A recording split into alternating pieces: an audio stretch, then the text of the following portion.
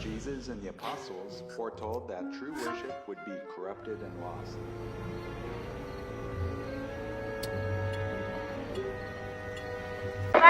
Varius.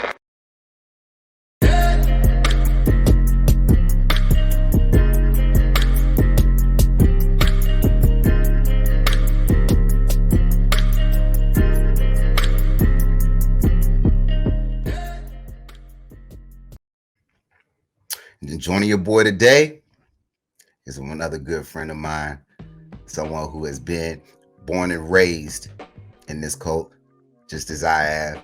And I'm very excited to have on today, y'all, my boy Johnny. What's good, bro? What's good? What's good? Well, now I'm currently, 34 years old, but I was in it for like my whole child from birth all the way to, I would say I started to break off around like that 23 mark, age 23 to like maybe, but I was teeter-tottering, but then I fully got out and broke off like the next time I was like 24. So starting from the age of 23, 24 all the way till now. So you're looking at about 10 years, man, 10 years out that mess. So yeah. What was your beginnings like? What brought you into the religion? Were you are you second generation? Like, was your parents brought into it? Talking about that. My mother was raised in it, and then my father, his childhood, he was brought into it. And but so I could say I'm like second generation of that part right there. From an early childhood standpoint, you really didn't know much. You really, from going from toddler to a little kid, 10 years old, you don't know, but you start, you just going with the flow. You know what I'm saying? You think that all church is the same. This is part of life. So, but it started hitting me until I got a little bit young. I was still young, but then I got older. So, as a child, were you invested? Were you into the religion? Were you into everything that came with it? No, I can't. Honestly, I can say that. Honestly, I wasn't. I remember, true story. My dad was working on a house project and all this stuff, and it was a Thursday night, and I was trying to hang out with my dad and his friends on this house project they were working on, and my mom was like, "All right, trying to get ready for the meeting." And I'm talking about this was at the age of like 12, 13, something like that, 12 years old. And I did not want to go. I did not want to go. I wanted to stay home. I didn't feel like being there. Didn't want to go there. When I got older, when you so-called put a dedicate your baptism, what you say they call it, your life to it, I tried, but I failed. I failed at it horribly. Why? I was on that. I was disfellowship about 2-3 times, guys. It just did not work. They were just like, just get out. Well, you're not a good fit. Yeah. You're not a good fit. You're not a good fit. No. Oh my gosh, boy. So take me back there, right? So what would you say is what was the good parts for you? The good part of it, if any. Yeah.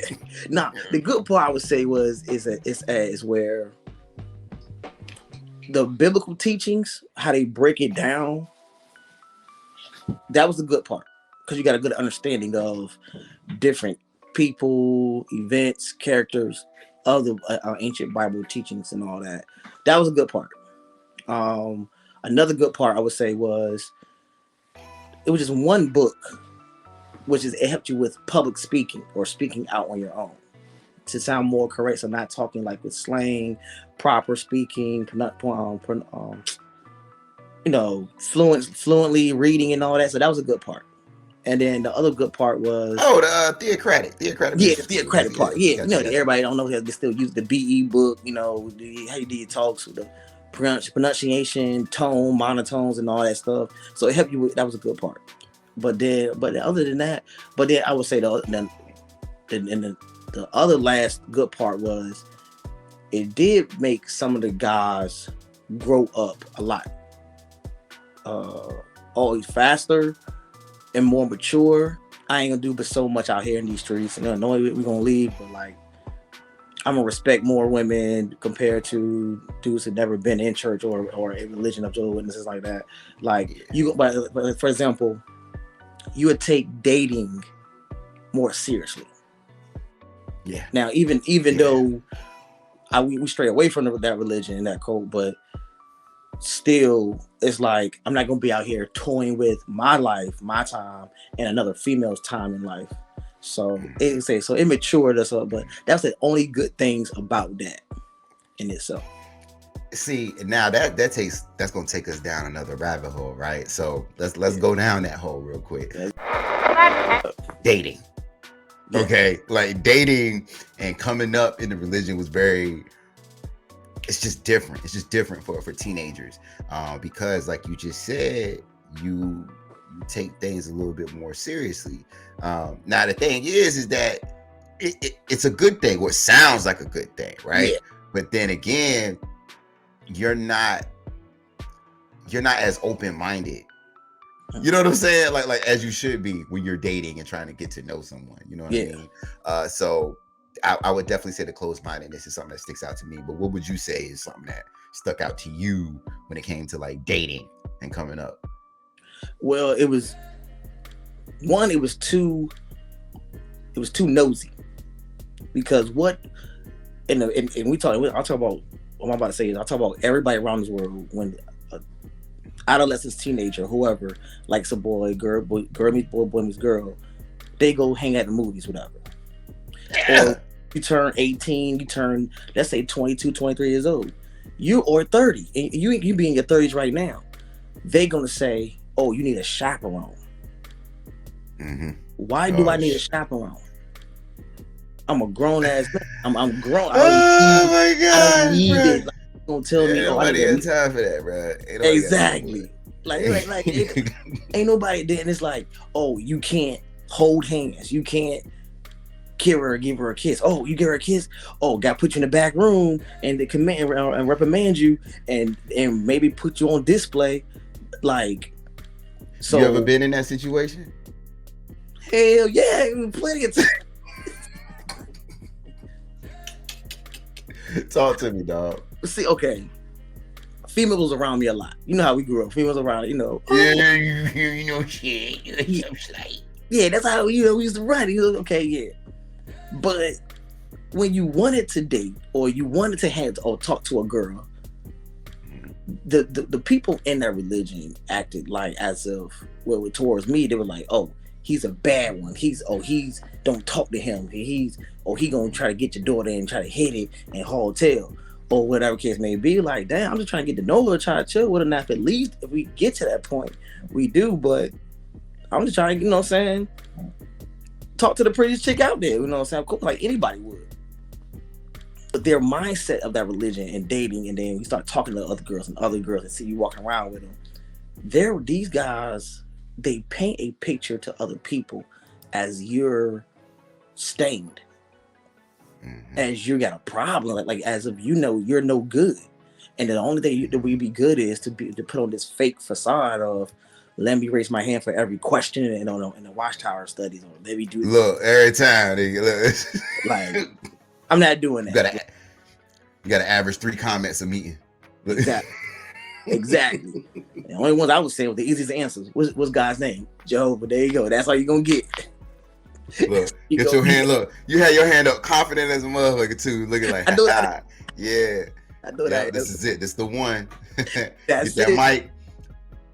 Jehovah. What? Using what? Nigga, what? Got my one comment in. I'm good to go. Don't touch me. I'm good to go. And I feel you, bro. When you had those moments, right, where I guess the brothers would come down on you, or you would kind of be labeled as like a pariah or like one of those bad ones, right?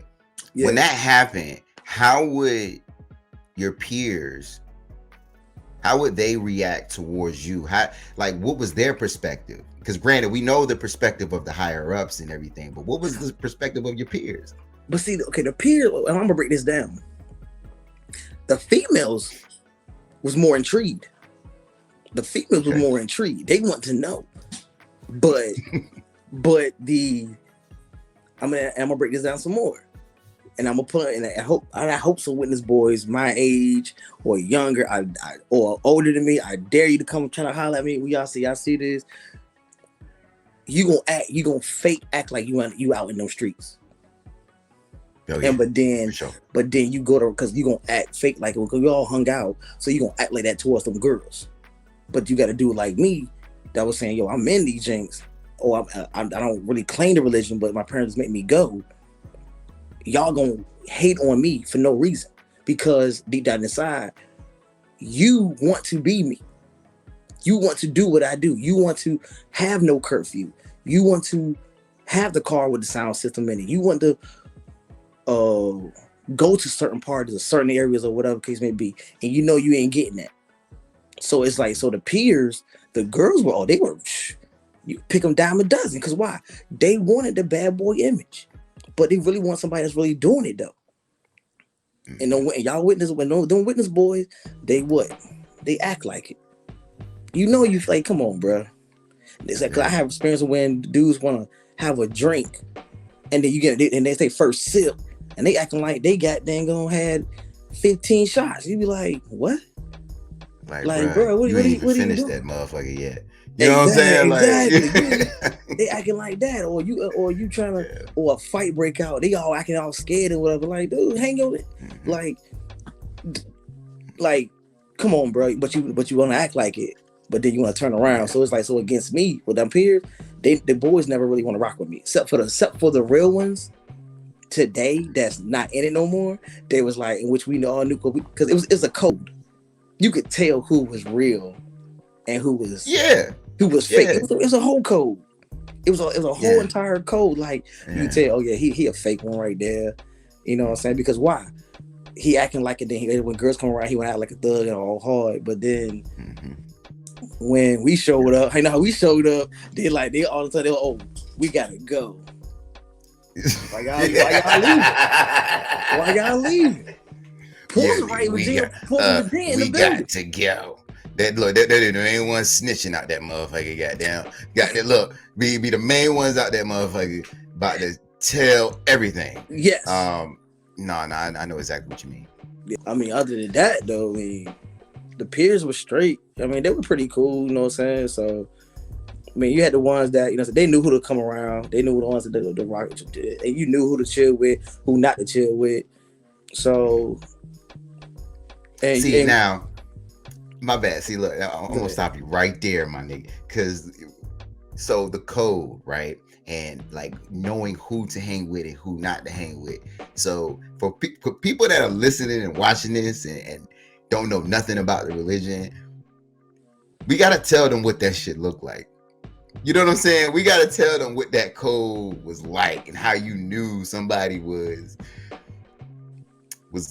down in a sense. And when and when we mean by down, we're gonna use the definition that they knew that this shit wasn't all the way.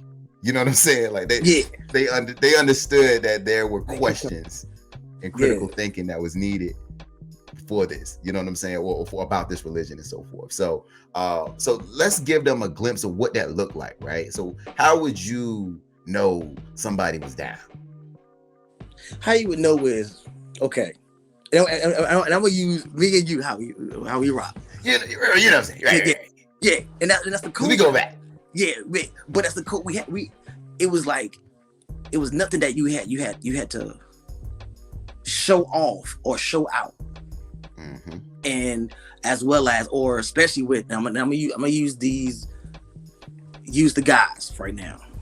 Mm-hmm. It was nothing that you tried to imitate or you tried to put on this show. You knew that and that was the code. Like, you was used to the environment. Like, let's say like for example, like, let's say a kid walking down the street that was raised in the projects, and he always heard gunshots all his life and police firings and all that stuff coming down the street.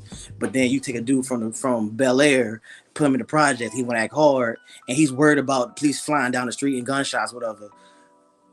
You can tell, like, okay, I know you're watching that code is watching body language, how they acting and they carry themselves.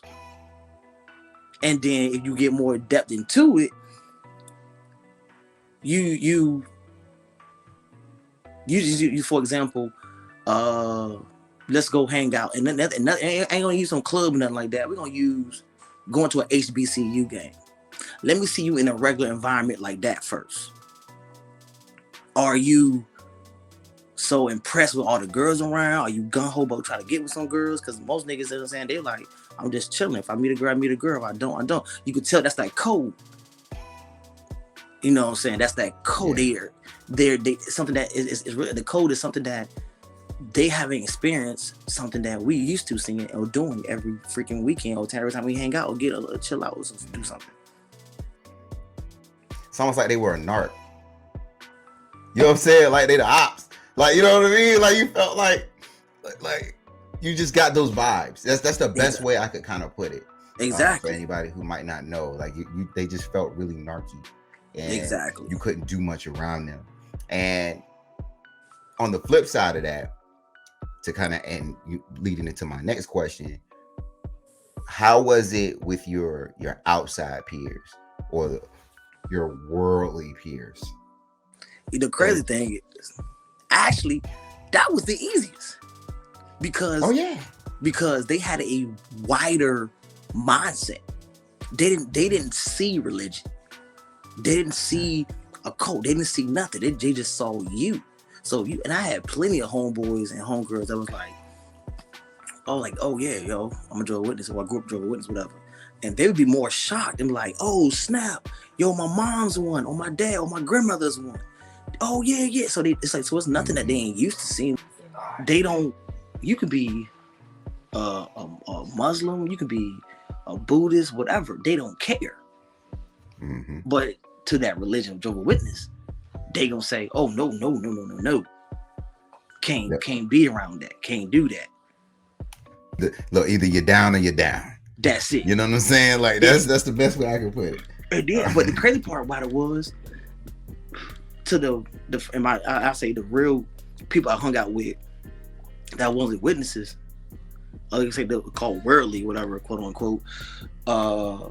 They would be like, shoot, I come with you. I come to your Kingdom Hall, man, your synagogue, whatever you want to call it. I come there and sit with you. Shoot, yeah. Then they would say, man, they got some bad girls up in that truck. Look.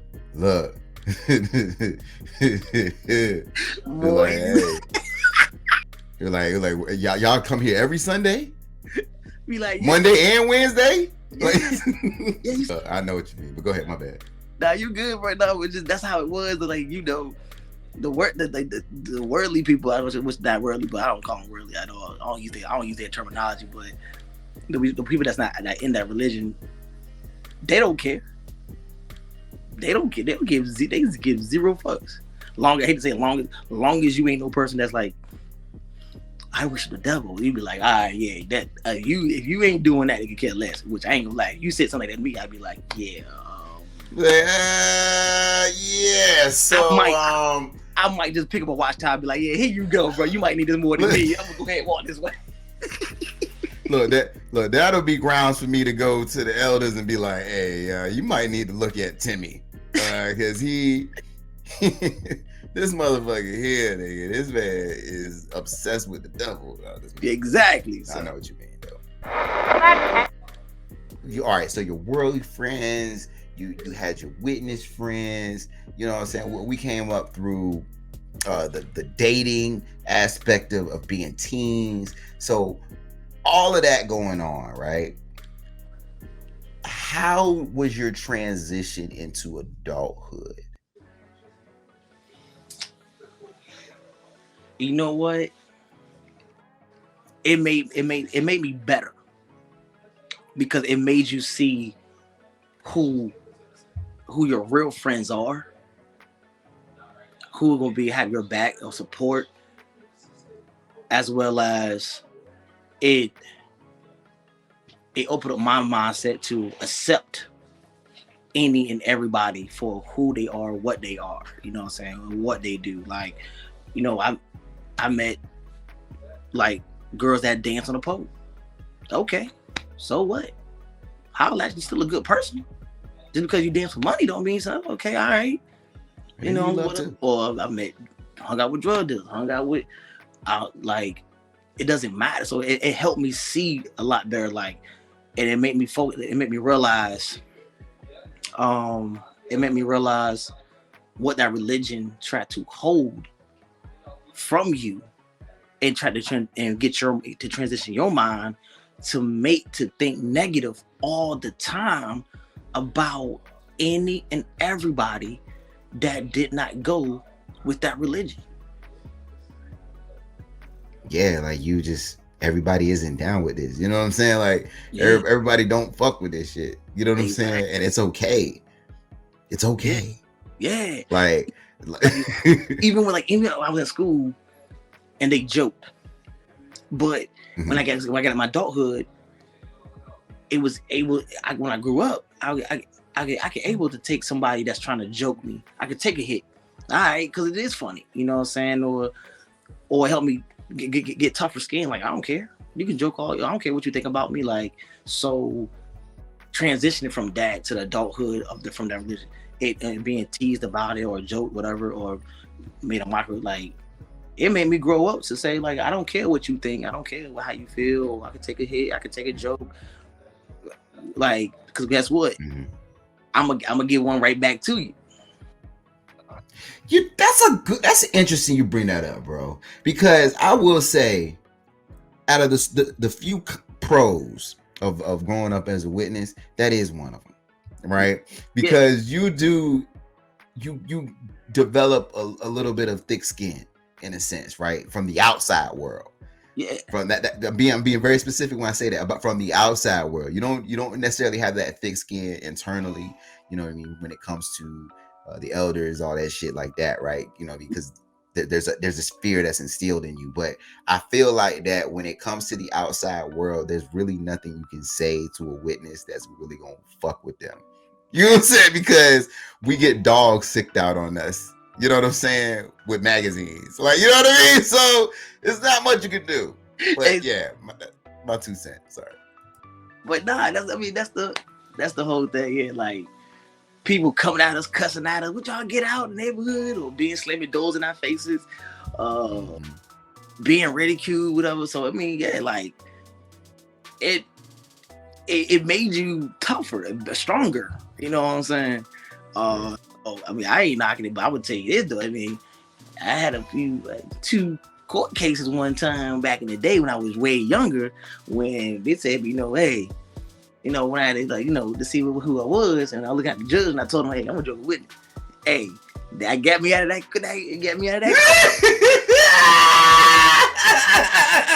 Everybody watching this motherfucker, take notes, motherfucker. Take notes. God damn it, that's what you got to do. If they know a little bit, use it. They use it. I ain't mad at that. I actually have never used that card. I use that card. Now that I really think about that shit, I ain't never used that card. Like, I might. Actually, I've never used any card in court. As much as I've been in court, I don't think I've ever, like, tried to pull anything like that. But no, I probably should have, like, yeah. I'm sorry, Judge, but I couldn't make the court case because I was out in field service that morning, and I just preach every day, and I just totally forgot that I was supposed to be in court that day, sir. I'm so sorry. That's it. Dismissed. God damn it, you know what I mean? Like, hey, come on, I'll take that. Come on, that court, Blake. Blazing up, nigga. With the watchtowers in the back. Take notes, niggas. Take notes, motherfuckers. Take notes. I'm just saying. Hey. The viewers that y'all seeing this, listening to it, I want y'all to actually use your mind. Use your own mindset. Don't tell they can't tell you what to read, what to think, what to see, what to understand, like, because when they tell you, for example, They gonna tell you, don't look up, which is Google, or research the the name or the religion Jehovah Witnesses. But they'll say, but here's the kicker right here. They say, oh, don't Google that. But they'll say, if you want to know about us, go to our website. Sounds kind of tricky, right?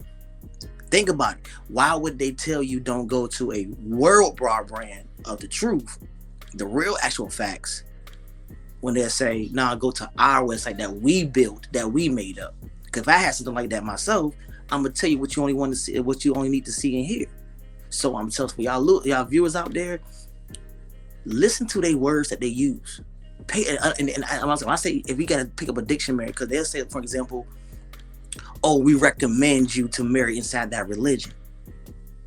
They will use that word recommend 1,500 times in a row, to where your mind gonna process a recommendation of saying you have to recommend. But you look up the word recommendation, they recommend. That's a possibility. It's a if, it's opinion, it's on your discretion. But see, they gonna use it 1,500 times in a row. Well, we recommend. Your brain gonna process it. You have to, and that religion is built on mind control. They gonna tell you what you need to see. They gonna tell you what you need to think, what you need to read. And they gonna say, don't look at, and they'll say, oh no, don't look at the second page, just look at the first page. But why not look at the second page too? So therefore, use your own judgment of mind. It's okay to think, you know what I'm saying? It's okay to judge, to second guess. Because like my baby said, use your critical thinking. Looking at doctors. If one doctor all thought the same, will we be having the vaccine right now? No, we wouldn't, because everybody got to think differently. Everybody got to think in their own opinion. To what? To get the real info, to get the right information. But they focus on what they want you to see and do. So that, and this built on manipulation. They use words and manipulate them, and the whole time they get your mind to read it and think like that. And that's what, and they got you. And trust me, when I go at them like that, they don't want to talk to me. Look at other videos look at other YouTubes when people go out in service. And if y'all viewers out here look at the YouTube videos. When them people giving Jordan a hard time, questioning about their teaching and all that, what they want to do, the first thing they want to do is run away. Because that's why it's called exposure. And they want, and they would go back to their kingdom halls and put in their notes, do not go back to that house. Mm-hmm. Because why? They're telling y'all, don't go to that house because he can expose us, so go around it so we won't get exposed. And they keep y'all in that mind. Gotta be smarter. Because just because if I put my hand in hot water, if it ain't hot to me, and I tell you, hey, put your hand in hot water and it burns you, but I'm gonna say, hey, it ain't hot. Are you gonna keep your hand in hot water and keep your let's get burned, or you gonna pull out yourself saying, nah, I know what I feel. So I mean, I know what I think. Mm-hmm. And so so that religion does that to people. Very well said, man. I think that when you sum this all up, we were victims of mind control. You know what I'm saying? So who better to hear it from than people who actually been through it? Right. And I appreciate your transparency around this. Yes, sir. Yeah, because I've been that back school by saying I thought they Brother Walker, what you was talking about that damn thing? Look, but nah, your transparency it's helped someone. Yes. Somewhere today, and I appreciate it. I definitely want to be able to get you back. Hopefully get you and your old lady on someday. Yeah. Whenever you all are good and comfortable for that. But definitely, bro, it was much appreciated having you on and everything. Anything you want to plug in? Any shout outs, anything like that? Shit, I was going to shout out to my boy, you wrong. You know what I'm saying? For the holding down with this podcast, this show, you know what I'm saying? It's very informational. So I appreciate it. And the shout out goes to you for putting me on, helping others and all that. And I want to shout out to the people that all my boys that had left and doing their things outside that religion. I ain't gonna say no names because I don't know if they want to say it or not, but I'm gonna just give a shout out to them. They know who y'all are. That's actually having a good life, because how they tell you, oh, you leave a religion, your life can go downhill. Where my boys got cars, houses, beautiful marriages. Look, so popping. Look, winning. oh, good. Yeah. You see me, I'm about to hit the Florida, goddamn. So yeah, you already know what time it is. I got me the baddest chick in the game, wearing my chain. Hey, there you go. Yes, sir. So Big yeah, congrats. yeah. So I'll get a shout out. That I'm gonna get a shout out, yo, to our old crew, how we used to do back in the day. You already the four. Bros. That's it, the four. Bros, man. So. Nah, definitely shout out, man, and big shout outs to anybody who might be watching this that's stuck in. Yeah. If you stuck in there, I'm telling you that they make it seem as if that your life will crumble as soon as you walk out, but it's the complete opposite. And I know that you don't believe it. I know that it is something that you might not understand or that you can't even fathom, but I'm telling you, it's nothing better. Yeah, it is. And then for the ones who's watching it, later on the next time I'm on the show, if I want to get my contact info out, y'all want to hit me and ask me some personal questions and see who it is, whatever, by all means, I give you my Instagram junk, or I give you my number personally, because I ain't nobody, you know what I'm saying? Trust me. So, like, because y'all, we need encouragement, and I know that they're not gonna encourage you; they're gonna scare you. So, it's a tactic that they use. So, but yeah, especially so. Shout out to all the ones that's listening. Yeah, like, just do you, be who you are. Yes, sir. Hey, enough said, bro. Enough said. Once again, y'all, this has been your boy Rome Jones. Shout out to our guest Johnny. Appreciate you, brother. Oh, love, baby. All right. And until next time, y'all, to the many and to the few, embrace the book of you. We'll see you next time. Later. The Varius